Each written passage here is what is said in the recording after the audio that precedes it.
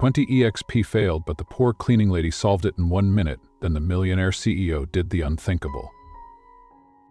20 experts couldn't solve the problem. Then a janitor fixed it in 1 minute. Absolutely. Let's begin. IT experts failed. Ivy League minds. Top consultants, men in suits who charge $1,000, 0 cents an hour, just to guess. And then a janitor walked in, wiped the board clean, and solved it in under a minute. She didn't do it for applause. She did it because no one else would. And she didn't know the billionaire CEO was watching, or that what she did next would rewrite both their lives forever. It was nearly midnight at Carter Tech, and the floor still smelled like cold pizza, burnt coffee, and failure. Inside the glass-walled boardroom, 20 engineers argued over an equation no one could solve. Their eyes were bloodshot, their suits rumpled. One of them slammed his palm against the table and shouted, "This is impossible!" Out in the hallway, a janitor in a blue uniform dipped her mop into the bucket and pretended not to listen. But she heard it all. Her name was Valentina Ramirez, 29, community college dropout, full-time caretaker, part-time cleaning lady. She wasn't supposed to know anything about artificial intelligence. She was supposed to be invisible. But that night, something inside her didn't stay quiet. She waited until the last engineer left the room, dragging his clipboard like it weighed more than his degree. Then she walked in. She didn't mean to solve it, she was just cleaning. But her eyes stopped on the formula scrawled across the glowing whiteboard. Something about it made her frown. She muttered, "They're doing all this to figure out something so obvious?" She picked up a red marker, without asking, without thinking, and started scribbling. A flip here, a substitution there, a simple diagonal path, clean and clear. 1 minute. That's all it took. She stepped back, wiped her hands, and smiled. "Done," she whispered to the mop bucket. That's when a voice behind her said, "Who did this?" She turned startled. And there he was, Richard Carter, CEO, billionaire, genius, the kind of man who didn't just lead companies, he commanded them, suits like armor, eyes like ice. And he was staring at her like she'd just defied the laws of his universe. "Was it you?" he asked. Valentina pointed at the mop. "No, Maria Clara did it." Then she grinned. "Just kidding, it was me." For a moment, Richard didn't move. Then he stepped forward and read her revised solution. His jaw tightened. "This is impossible. None of our consultants even thought of this shortcut." Valentina leaned on her cart and shrugged. "Maybe they're too busy trying to look smart." He turned sharply. "Where did you study?" 2 years of engineering, had to drop out. Mom got sick, couldn't afford tuition. He blinked, like the math suddenly got personal. "You're funny," he murmured. "I'm a janitor," she replied. "Being funny's how I survive." And just like that, the room went still. He didn't fire her. He invited her to the morning meeting. No one saw it coming, especially not Valentina. As she pushed her cart down the hallway, she whispered to herself, "What just happened?" And then she laughed. The kind of laugh that carries a secret. She had no idea what kind of storm she had just walked into. But he had no idea what kind of light she was about to become. What happens when a woman the world overlooks becomes the only one who can truly see the man who built it. Chapter 1. The janitor in the boardroom. She's underestimated. He's emotionally frozen. Sparks fly, not romantic but ideological. She disrupts the room and his worldview. They stared at her like she was made of static. 20 people in suits, laptops open, tablets humming. The best minds in Carter Tech's R&D division. And at the center of the table sat a woman in a blue janitor's uniform, her hair pulled into a nervous bun, a cleaning rag still tucked in her apron. Valentina Ramirez had been invited to the boardroom. She wasn't sure which part shocked her more, that she'd said yes, or that they'd saved her a seat. "Good morning," she said quietly, hands folded in her lap. "Mind if I leave the cart by the door? He gets anxious when I'm gone too long." One of the engineers chuckled under his breath. Another hid a smile behind a coffee cup. Richard Carter, CEO, billionaire, ice cube in human form, gestured to the chair beside him. "You can sit down." No smile, no warmth, just precision. she said. The room held its breath. Then Richard nodded toward the glowing whiteboard. Last night, you did something we haven't been able to do in weeks. I wasn't trying to outshine anyone, Valentina said quickly. I just saw something different. Arthur, the technical director, cleared his throat. Different is exactly what we needed. Valentina glanced at the board. You were overthinking it. It's like trying to clean the floor with 3 expensive products, when all you need is a damp cloth. A few surprised laughs broke the tension. Richard's eyes didn't leave her. You said you studied engineering? 2 years, but then life happened. She smiled faintly. College doesn't wait for sick mothers or overdue bills. There it was, her truth, not offered like a sob story, just a fact. And yet, Richard said slowly, you solved a problem that 20 top engineers couldn't. I didn't solve it, she corrected, eyes kind but firm. I just saw what you all missed. Sometimes, when you're too close to the glass, you can't see the smudges. Arthur leaned in. I reviewed her math. It's not only correct, it's better, more efficient. A hush swept over the room. Valentina's heart raced. Not from pride, from exposure. She didn't want a spotlight. She just wanted to be heard. Richard tapped his fingers once on the table. You'll join us for the next round of development meetings, as an observation assistant? Valentina blinked. Me? You're already here. But I cleaned, I don't consult. He stood as if ending the discussion. Then consider this. Dual employment. She swallowed. The silence between them was thick, full of something neither of them had the language for yet. I'm bringing the mop, she said finally, voice steady. He doesn't do well alone. This time someone laughed out loud. And for the first time in company memory, Richard Carter almost smiled. That night, Valentina walked home in the soft Seattle rain, the scent of lavender still clinging to her cleaning gloves. Her mother was waiting up, sipping tea, reading a worn paperback on the couch. How was work, mija? Elena asked. Valentina hung her apron by the door. Weird, she said, then grinned. I accidentally solved a $1 million equation. Her mother blinked. Accidentally? Valentina shrugged. Apparently I see things they don't. Of course you do, Elena said, as if it were the most obvious thing in the world. Valentina didn't sleep much that night. Not because she was afraid, but because for the first time in years, someone saw her mind before her uniform. What happens when the woman cleaning the boardroom floor becomes the only one who understands what's written on the glass? Chapter 2. The floor is just the start. Valentina joins her first real meeting.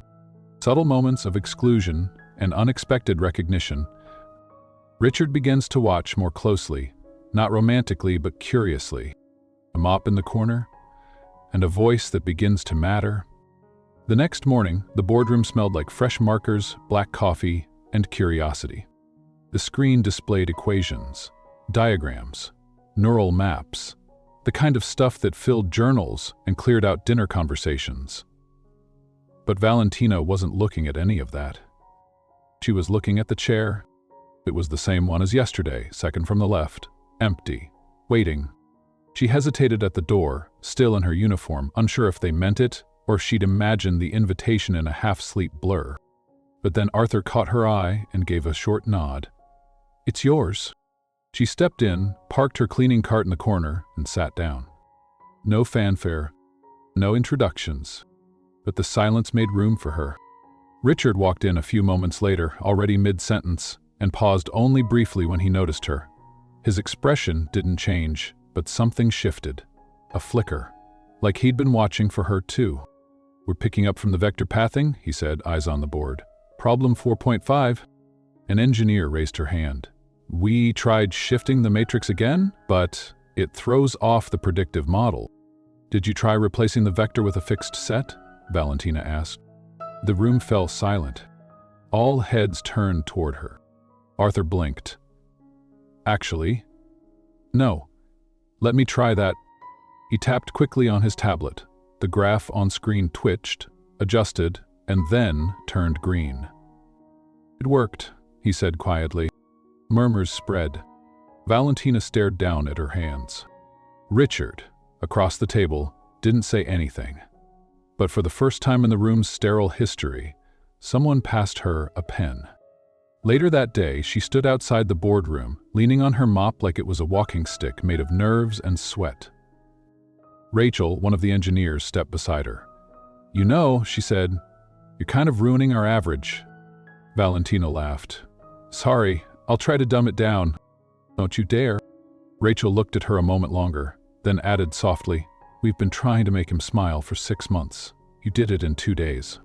Valentina blinked. "He smiled?" "Almost." That evening, as rain tapped against the windows of the 12th floor, Richard stood alone in his office. He watched the security feed on mute, just the hallway outside the boardroom. She was on it. The Valentina, pushing her cart, talking softly to the plant near the water cooler, wiping the glass walls with gentle circles, laughing to herself when her spray bottle squeaked. He wasn't sure why he was watching, only that something about her softened the static in his mind. She never asked for permission. She just walked into a room she didn't belong in and made it hers. And somehow, the billionaire who had built the whole building started to feel like he was just visiting. What if the quietest voice in the room is the one that finally says what no one else dared to? Beautiful, let's continue into the next emotional turn. Chapter 3, The Purple Dress. Valentina is invited to the team dinner. She almost backs out until Mrs. Lucia lends her a lucky purple dress. Richard sees her differently, but can't process what he feels. Beauty seen not in glamour, but in grace. The invite was casual, a passing comment. "We're grabbing dinner tomorrow night," Rachel had said after the meeting. "You should come, you're part of the team now." Valentina had smiled. "I don't think my mop has a +1. "Bring it anyway," Rachel joked. But that night, at home, Valentina stood in front of her closet and panicked. There were only uniforms, and one faded hoodie she'd been wearing since college. She turned to her neighbor, Mrs. Lucia, who had lived next door since Valentina was 12. "I don't have anything for a dinner with tech people," Valentina admitted. "They wear cardigans with buttons I can't afford." Lucia disappeared into her hallway closet and returned with something folded neatly in tissue paper. "This brought me luck in 1982, she said with a smile. "It's time it brought you some, too." The next evening, Valentina stepped into the dimly lit restaurant, wearing the purple dress. It wasn't flashy, just simple, fitted at the waist, flowing at the knees, but when she walked in, something shifted. Her hair was down, her steps were unsure, but her presence unmistakable. 2 analysts near the door whispered, "Is she an investor?" Richard Carter, seated at the back with a scotch in hand, looked up and froze. She wasn't the woman in a blue apron. She was a woman whose voice had changed equations, a woman whose laughter stayed with him after meetings, a woman he hadn't been able to stop watching. "Hi," Valentina said as she reached the table, her voice light with nerves. "I hope I'm not too dressed up. It's the only thing I own with heels. Well, aside from my broom." The table laughed, all except Richard. But he was still looking. During dinner, Valentina didn't try to impress anyone. She told stories from her janitor nights, about mistaking a boardroom for a break room and almost mopping right through a CFO's presentation, about naming all the hallway plants, about the way floor wax smells different when people are nervous. The team laughed until their eyes watered. Richard didn't laugh, but he watched. Watched how her nose crinkled when she teased Rachel. Watched how she asked Arthur about his daughter's ballet recital. Watched how she didn't try to belong, and yet somehow she fit. As the night wound down and the group began to leave, Valentina stood beside Richard near the door. "Thanks for the invitation," she said softly. "No need to thank me." "Well, tomorrow morning I'll be back, mop and all." He gave a short nod. "With more brilliant ideas?" he asked. "If the mop lets me think." He grinned and turned to go. Richard stood there long after the door closed behind her. The smell of her perfume, something light, citrusy, still lingered. For the second time that week, he forgot how to breathe. Sometimes, the moment you realize someone is beautiful is the same moment you realize you've already been falling for them. "Perfect," Now we dive into one of the most emotionally intimate chapters, the elevator scene. Chapter 4, Elevator Confessions. Valentina and Richard get stuck in the elevator. They talk, really talk. For the first time, childhood wounds are revealed. An almost kiss, interrupted. In stillness, hearts speak louder than logic. It was supposed to be just another floor ride. Valentina stood by the elevator, humming softly, mobs swinging at her side. She looked up at the mirrored doors, still misty from the morning air. Another late night, another quiet hallway. Then, a familiar voice. "Good morning," Richard said, stepping beside her. "Boss," she replied, waving her cleaning cloth. "If you step here, I'll pretend I didn't see it." He cracked the tiniest smile. "I'll try to behave." The doors opened, they stepped inside. And then, a jolt, a flicker, a click, and stillness. The elevator froze between floors, lights dimmed, the panel blinked red. Valentina looked at Richard. "You've got to be kidding me." He pressed the emergency button. Nothing. He checked his phone, no signal. "We're stuck," he muttered, jaw tight. She sat down in the corner with a sigh. "Well, I've been in worse." "You've been stuck in an elevator before?" "Once, with an old lady carrying 3 grocery bags, 2 filled with oranges, 1 with a live chicken." Richard blinked. "That sounds terrifying." "This is luxury compared to that." She leaned her head back against the wall, breathing slowly. He didn't join her. He stood, stiff, unreadable. "You don't like surprises," she said, watching him. "I run a billion-dollar tech company. Surprises mean mistakes. Mistakes mean money lost."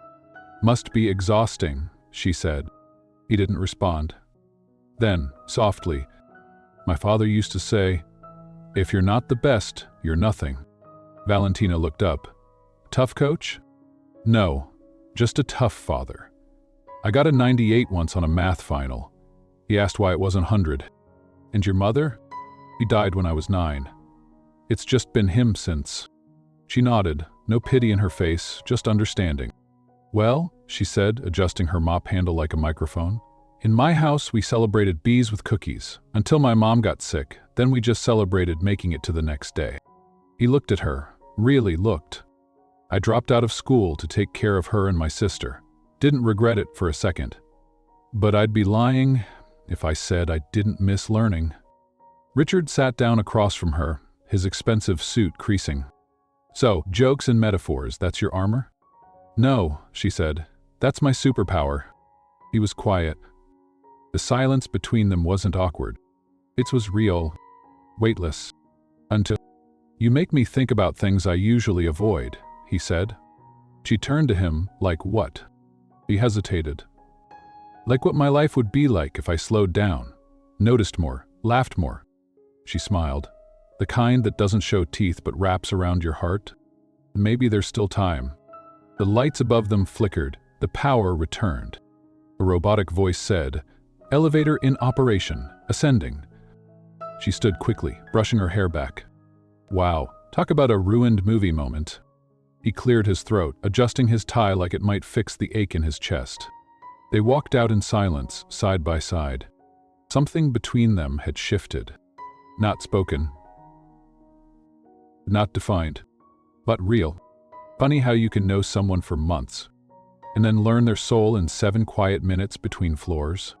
Now we cross into the first true break in the emotional arc. The turning point that threatens everything. Chapter 5. The Scandal. A viral photo reveals Valentina's role to the public. Mockery erupts online, the janitor who thinks she's a genius. Richard tries to help, but she doesn't want saving. The humiliation of being seen only for what you wear, not who you are. It started with a ping, then another, then dozens. Phones buzzed all over Carter Tech, screens lit up with the same image. A photo of Valentina standing in front of the whiteboard, in her janitor uniform, smiling. The caption, "Cleaning lady solves billion-dollar problem. CEO remains silent." The comments came fast. Next thing you know, the bus driver will be CTO. This is what happens when you confuse diversity with competency. No degree, no business here. Valentina found out the way people like her always find out. By accident.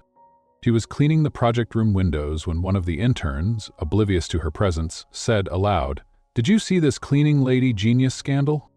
She turned, saw her own face on the intern's screen, froze. A second later, she walked away, cloth still wet in her hand, and didn't say a word. In the locker room mirror, she stared at her reflection, not angry, not surprised, just tired. When she stepped into the break room, some of the team was huddled around a screen. They fell silent when she walked in. She looked at each of them. "You all know I'm here, right?" No one answered. "At least wait until I leave the room next time." And then she left. Richard was already in the crisis room, face hard, voice clipped. "Find out who leaked this. Scrub every version from the servers." His comms director stammered, "It's already viral, we're trying to contain." "Don't try," he snapped. "Do it."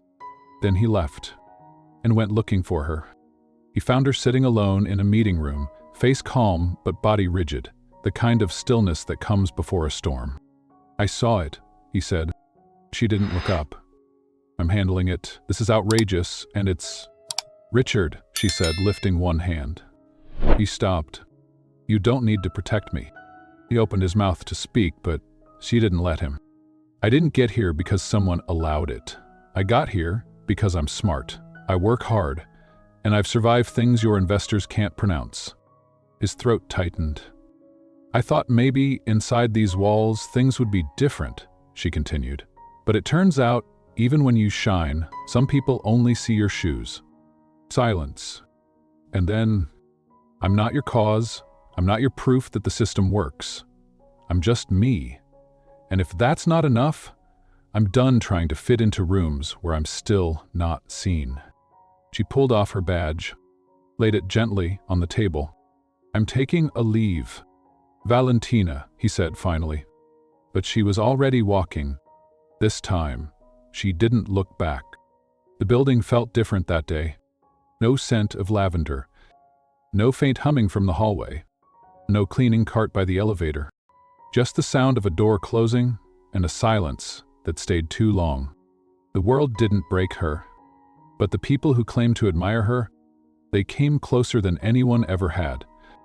This is the Rise chapter, where everything seems lost, but the story begins to turn toward hope again.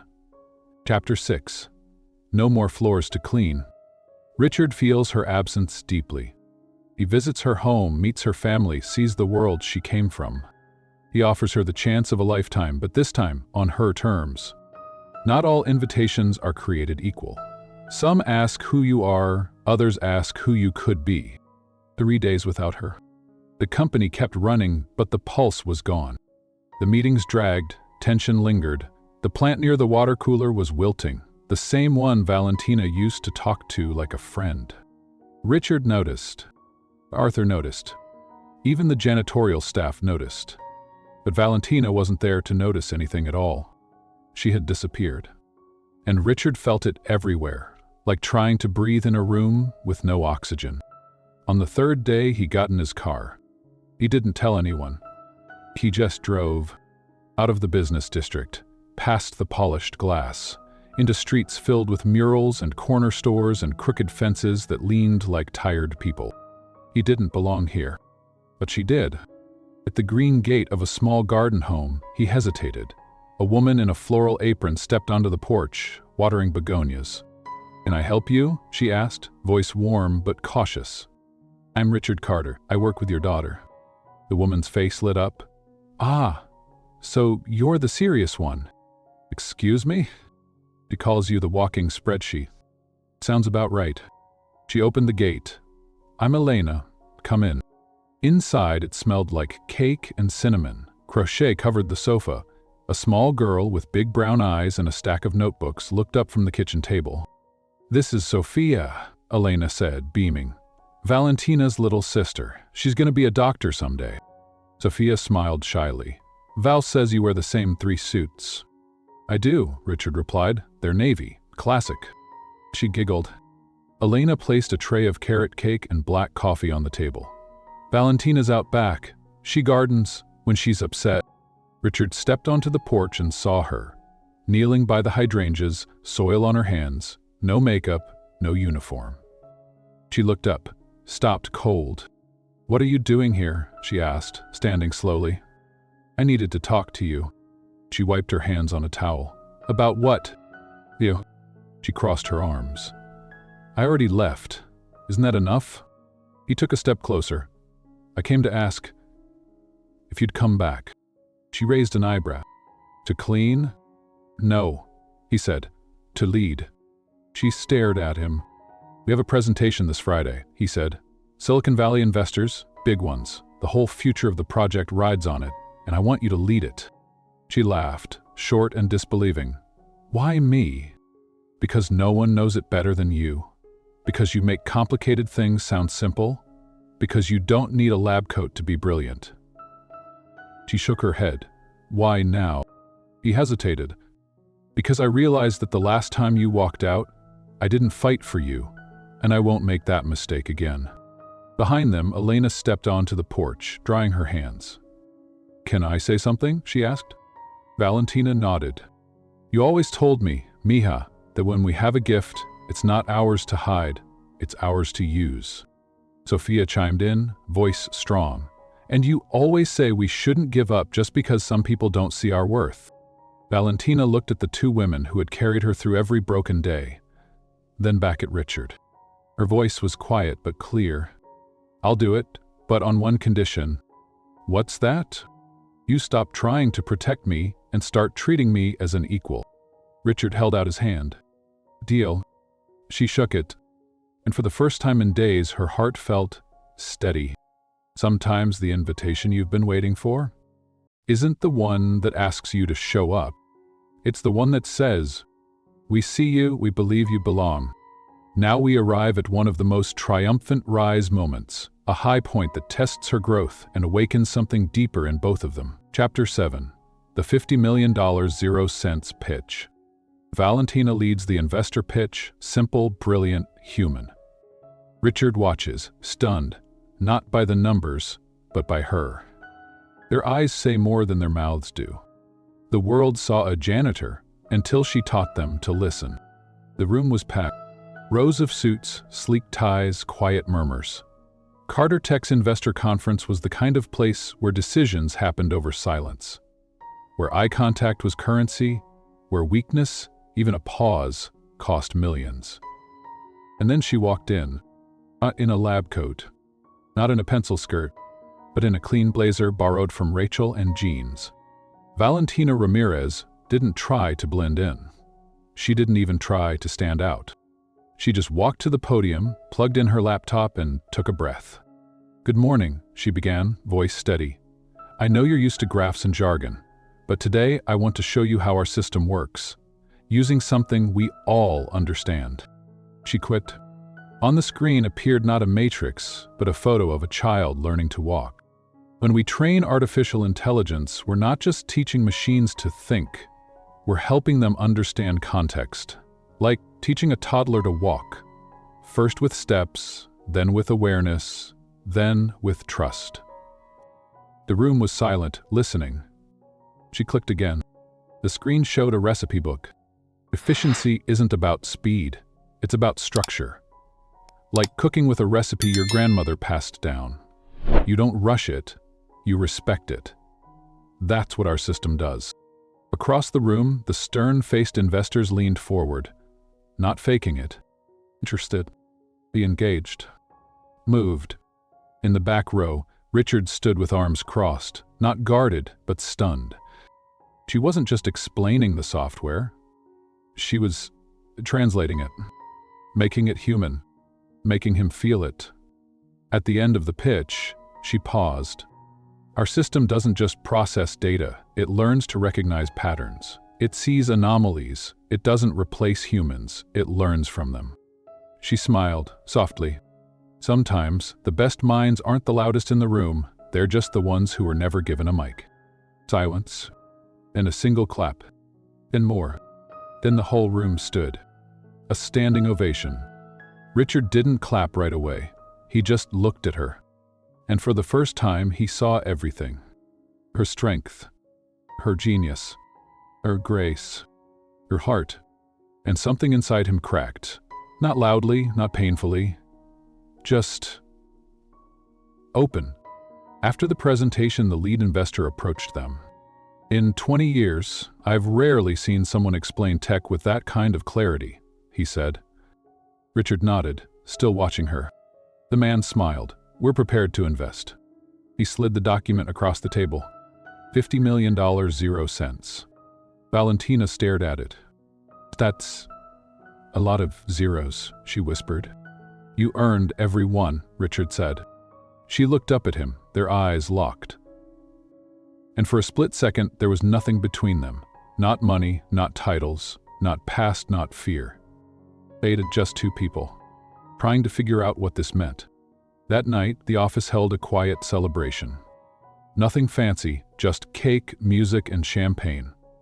Someone had been hiding in the break room fridge. Valentina laughed with the engineers. She danced with Sophia. She toasted Arthur and hugged Rachel. But Richard? He stayed by the window, watching, not because he didn't want to join, but because part of him still didn't believe he was allowed in. When only the two of them were left, she walked over, holding a half-full glass of champagne. So, she said, 50 million. Not bad for a janitor. He turned, smiling slightly. Correction. Not bad for a genius who happened to clean. She studied him. You've changed, she said softly. So they stood there, close, not touching, just breathing the same air, until she whispered, this is the part where one of us ruins it, right? He didn't answer. And for a few seconds, they didn't move. They just looked at each other, wanting, afraid, right? Almost. Sometimes the person who held the mop turns out to be the only one who knew how to clean the room. And sometimes, she ends up cleaning more than just the mess. Now we enter the most heartbreaking break chapter, where joy turns to distance and the deepest wound is reopened. Chapter 8. The Rejection. After the pitch, Richard grows cold. Valentina is confused, then heartbroken. She resigns, not from the job, but from him. When silence says what love should have. The next morning, everything felt different. Not the hallway, not the weather, not even the coffee. What him? Richard Carter. He walked into the meeting room like nothing had changed. Suit crisp, voice flat, eyes distant. Valentina was already there, early, smiling, nervous. But when he passed her, he didn't stop. He didn't say good morning. He didn't look, didn't see her. In the meeting, he spoke with sharp precision, assigning tasks, avoiding her gaze. When she offered input, he nodded, but didn't respond. By noon, he'd rerouted all her feedback to Arthur. By 2, she was forwarding questions to his assistant. By 4, she was standing in the break room, staring out the window where they once laughed, once almost kissed, once began something. And now, it was all evaporating. She confronted him that evening. Richard, she said, quiet but firm. Can we talk?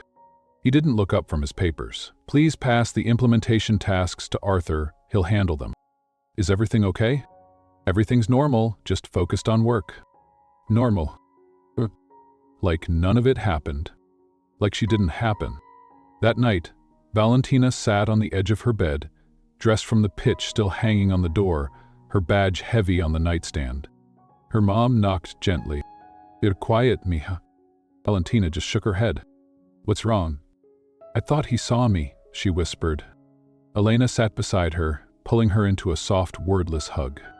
The next morning, Valentina walked into Richard's office. He didn't stand, didn't smile, didn't flinch. She placed a white envelope on his desk. He finally looked up. What's this? Made resignation. His jaw tightened. Why? Because I deserve better than silence, she said, voice trembling. Valentina. No, she said, lifting her hand. You made your choice. You couldn't even look at me, couldn't admit what that night meant. I get it. Silence. I was a moment of weakness for you, an exception. And now that things are back to normal, I'm back to being nothing. It's not Then say something real, she snapped.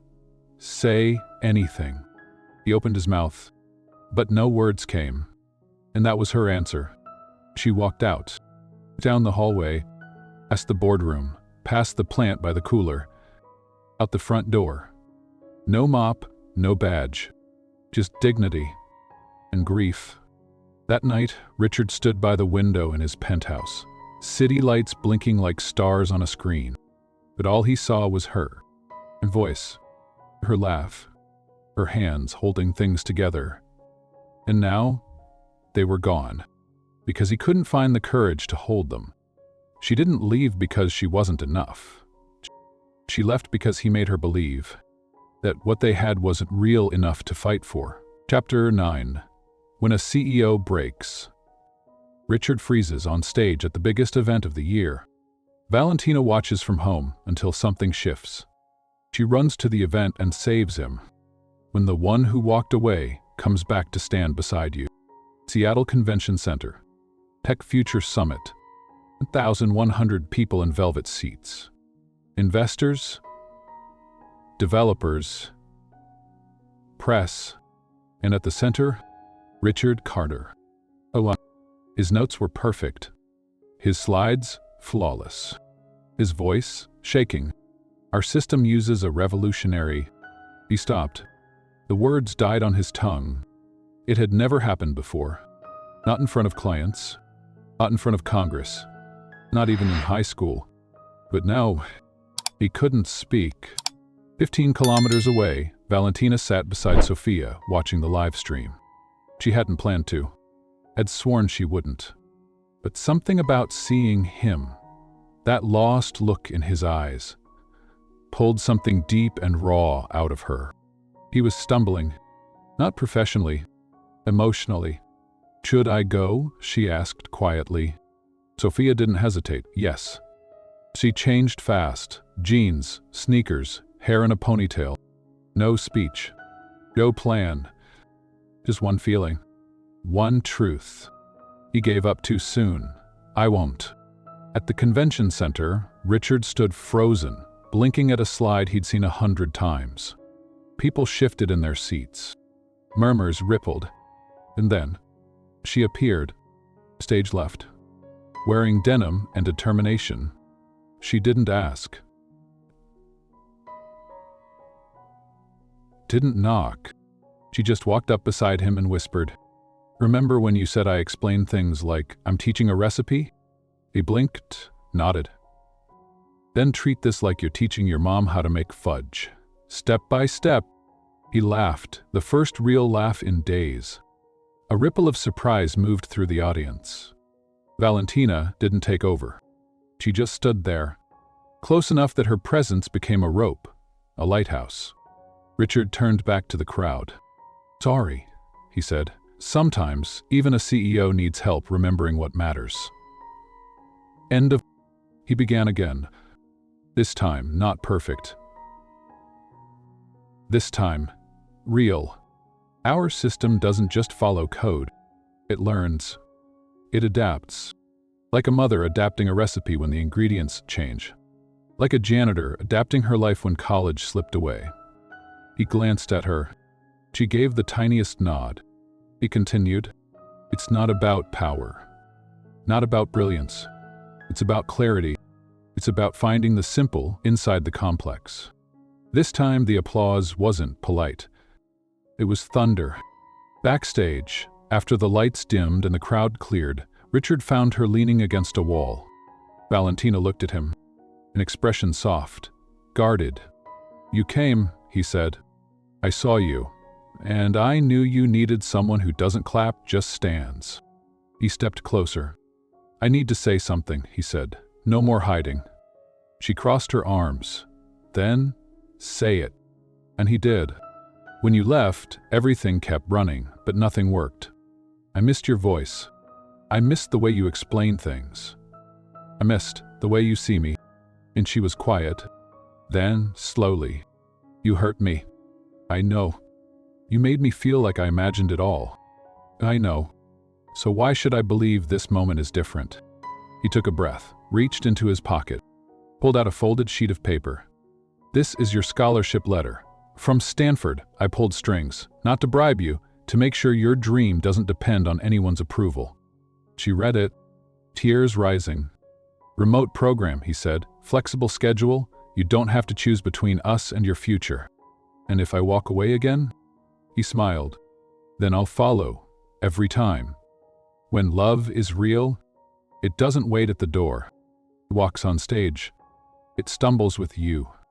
And if needed, it learns how to speak again." Chapter 10. When no one's watching. Valentina accepts Stanford, and Richard. A quiet wedding, a shared vision, and a future they build together.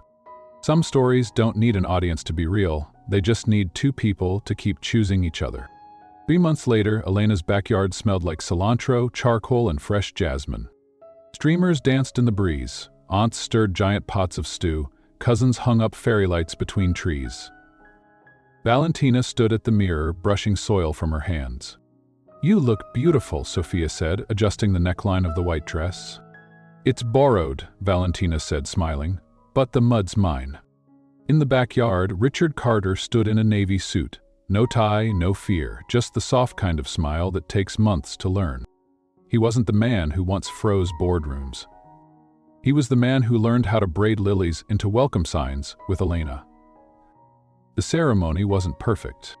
The speaker's mic cut out. The rings were misplaced. A chicken ran across the aisle, and Valentina laughed through all of it, because for once, her life wasn't about control. It was about joy. "Do you take this woman?" the officiant asked, with her metaphors, her mop, her impossible heart. "I do," Richard said, eyes shining. "Do you take this man?" the officiant continued, with his spreadsheets, his sharp suits, and his late-blooming soul. Valentina laughed. "I do." They kissed. Not dramatically, not for show. Just gently, like two people who already knew how the story went. Later, they sat in lawn chairs, shoes off, watching the guests dance barefoot on the grass. "So," Valentina whispered, leaning into him, "still think surprises are mistakes?" Richard smiled. "Only the ones I plan." "And what's next, Mr. Carter?" "That's not a plan. It's better. It's a promise." That fall, they launched Code from the Heart, a nonprofit teaching tech skills to underserved kids. Valentina handled curriculum, Richard handled grants. They kept a plant in the office, right by the water cooler. It bloomed, just like them. Love isn't in the pitch.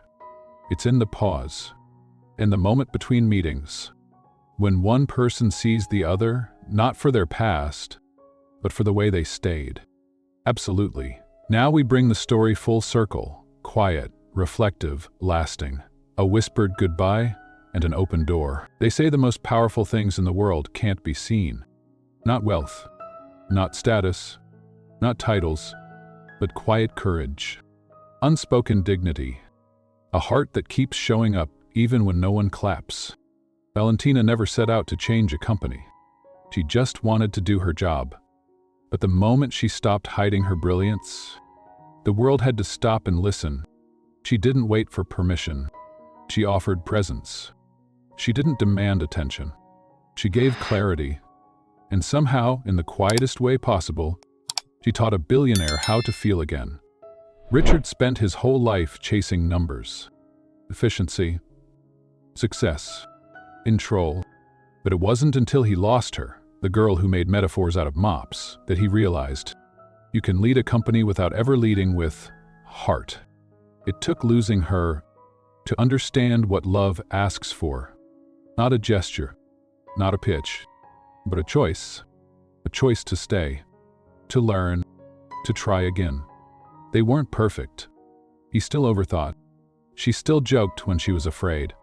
But they showed up, together, in the small places, in the messy spaces, in the pauses between who they were and who they were becoming.